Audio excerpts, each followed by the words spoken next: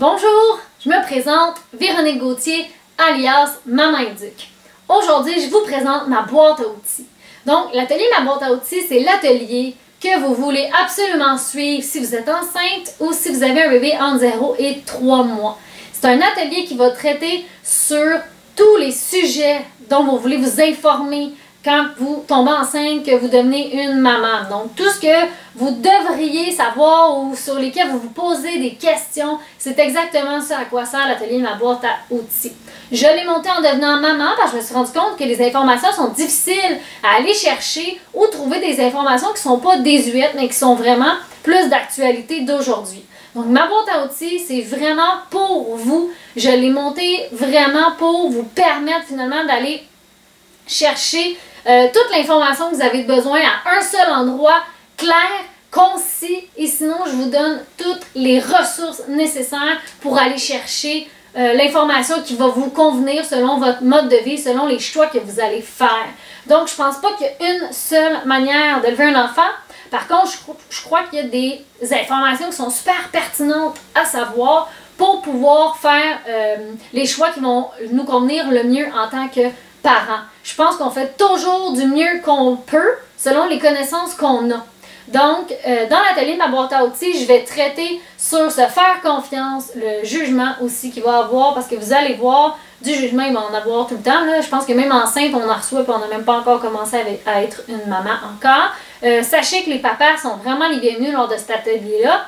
Les grands-parents aussi, même des fois, parce que je traite de choses que les grands-parents ne connaissaient pas ou qui n'avaient pas finalement comme outil dans leur génération.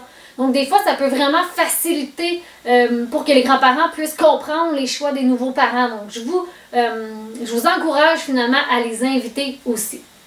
Je vais vous parler des possibilités des suivis de grossesse. Comment est-ce qu'on peut se préparer mentalement à l'accouchement?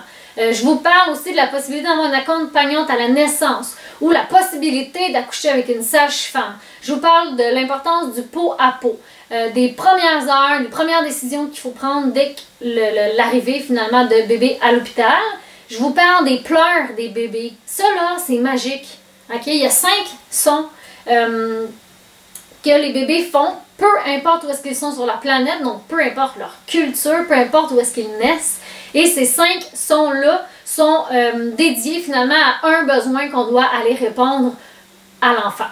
Donc, vous en avez un pour, par exemple, le changement de couche, hein, soit il y a trop froid ou il y a trop chaud, donc qui n'est pas confortable finalement, soit il y a mal au ventre, soit il a faim, soit il est fatigué ou encore qu'il a besoin de faire un row. Donc, vraiment, juste ça, je vous dirais, ça vaut vraiment la peine de venir vous informer là-dessus parce que c'est comme magique. Je vous parle aussi de l'allaitement si vous voulez allaiter. Je vous parle aussi des préparations ou des biberons. Je vous parle des couches, donc les couches jetables, les couches lavables. Je vous parle des coliques, des reflux ou de l'intolérance même qu'ils peuvent avoir au niveau des protéines bovines ou des produits laitiers finalement.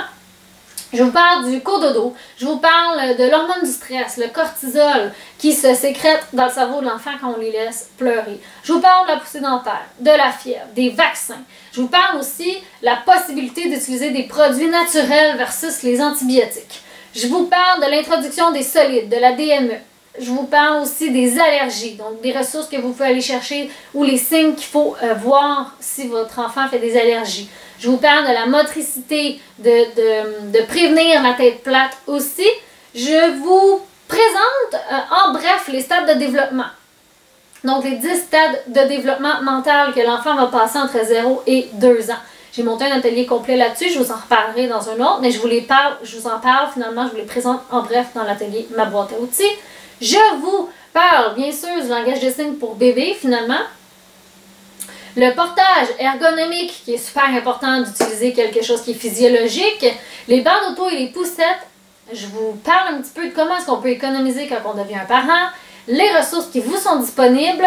Les produits coup de cœur ou indispensables. Je vous parle bien sûr des artisans d'ici. Je vous présente des produits pour bébés qui sont faits ici au Québec qui sont super intéressants à se procurer. Je vous parle aussi des boutiques spécialisées pour bébés que vous devez connaître et des livres à lire et à avoir dans votre bibliothèque.